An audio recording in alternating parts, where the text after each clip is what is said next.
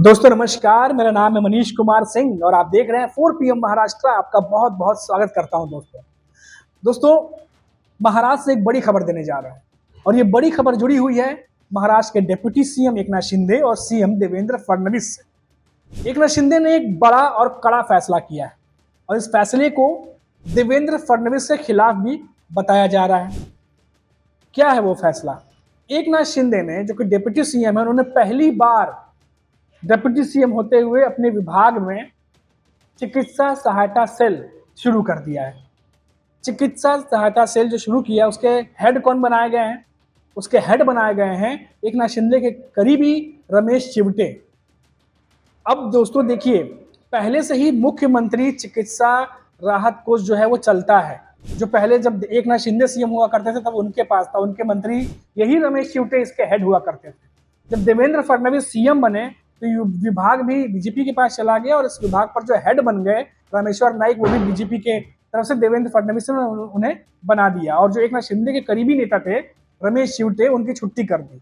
अब इस पूरे वाकये के बाद एकनाथ शिंदे ने डिप्टी सीएम, उन्होंने अपने विभाग में ही चिकित्सा सहायता सेल शुरू कर दिया है और रमेश चिवटे जो फडणवीस द्वारा हटाए गए थे, जिनकी छुट्टी की गई थी, उनको इस जो चिकित्सा सहायता सेल है उसका हेड बना दिया है। अब जानकार कह रहे हैं दोस्तों कि ये जो फैसला है एकनाथ शिंदे का, ये देवेंद्र फडणवीस को नागवार गुजर सकता है।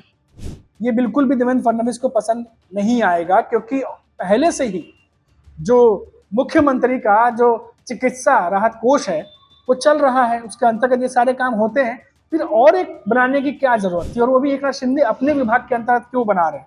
अब देखिए, जो रमेश चिवटे हैं उनका मानना है कि ये जो मुख्यमंत्री के अंतर्गत आता है और जो देवेंद्र फडणवीस ने जो बनाया है, ये दोनों दूसरे को पूरक है और मिल के काम करेंगे। चलिए, ये तो बात हो गई पॉलिटिकल लीडर्स जो कह रहे हैं, लेकिन इसके सियासी मायने भी निकाले जा रहे हैं दोस्तों। क्योंकि जब एकनाथ शिंदे सीएम हुआ करते थे तो उनके करीबी मंत्री रमेश चिवटे यही जो मुख्यमंत्री चिकित्सा राहत कोष है उसके हेड थे। और जैसे ही नवंबर 2024 के विधानसभा चुनाव हुए, देवेंद्र फडणवीस सीएम बने, उन्होंने एकनाथ शिंदे के करीबी रमेश चिवटे की छुट्टी कर दी और रामेश्वर नाइक जो है उसके हेड बन गए। अब उसके बाद आपको पता ही है कि महाराष्ट्र की सियासत में कैसे चीजें आगे बढ़ी। कई सारी चीजें एकनाथ शिंदे के फेवर में नहीं गई, बहुत सारी उनकी उम्मीदें थी, उम्मीदों पर खरे जो है वो नहीं उतरे। तमाम डिसीजन जो लिए गए, गृह मंत्रालय गया, सीएम रेस से बाहर हुए, सभापति का पद गया, अब प्रभारी मंत्री को लेकर के मामला अटका हुआ है, उसका सलूशन भी अभी तक निकलता नहीं दिखाई दे रहा है। और ऐसे में पहली बार डिप्टी सीएम की तरफ से अपने विभाग के अंतर्गत चिकित्सा सहायता सेल बनाना, इसे एक तरीके से राजनीतिक नजरिए से भी ज्यादातर देखा जा रहा है। अब क्या एकनाथ शिंदे देवेंद्र फडणवीस को ये मैसेज देना चाहते हैं कि महाराष्ट्र में उनका प्रभाव कम नहीं हुआ है? वो सीएम नहीं है, लेकिन उसके बावजूद भी, डिप्टी सीएम रहते हुए भी, उनकी जो उनका प्रभाव है वो उसी तरीके से है जो पहले था। क्योंकि आपको पता होगा कि बीच में खबर आई थी कि एकनाथ शिंदे जो भी डिमांड रखते हैं उसे बीजेपी के नेता अब गैर जरूरी मानने लगे हैं। कुछ दिनों पहले ही महाराष्ट्र में प्रभारी मंत्रियों को लेकर खूब हल्ला हुआ था जब देवेंद्र फडणवीस दावोस गए थे दोस्तों।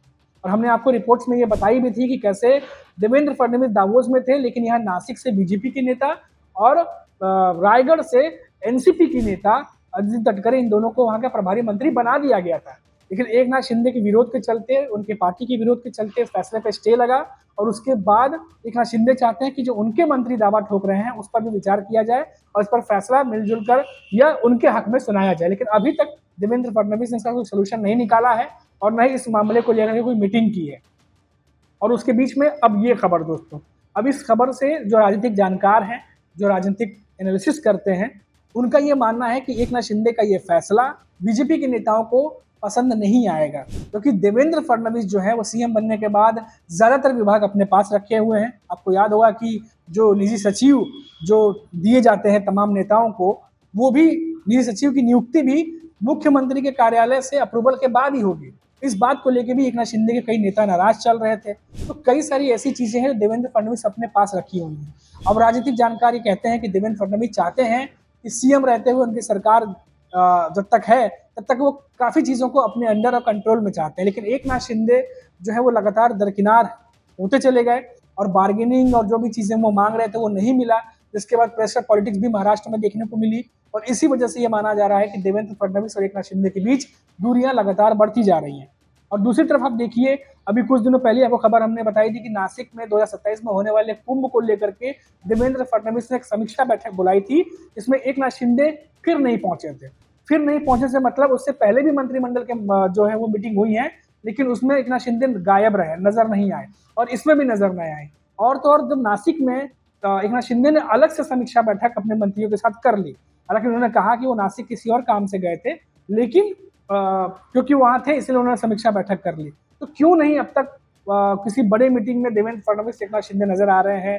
क्यों नहीं प्रभारी मंत्री को लेकर के, कि प्रभारी मंत्री जो पद है जिसको लेकर के पूरा फंसा हुआ है पेच, उसको लेके क्यों नहीं तीनों प्रमुख मंत्री जो है अजीत पवार या देवेंद्र फडणवीस एकनाथ शिंदे मीटिंग कर लेते हैं?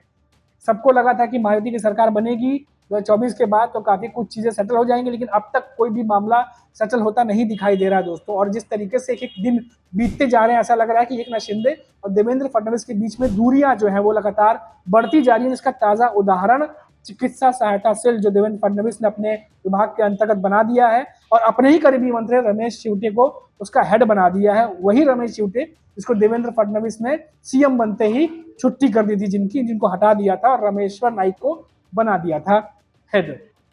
तो ये तो दोस्तों ये ताजी खबर, अभी ये तो ताजी अपडेट आई है, वो मैंने आपको बता दिया। इसके अलावा देखिए आप, हमने आपको प्रभारी मंत्री के बारे में बताया कि वो भी पेच फंसा हुआ है।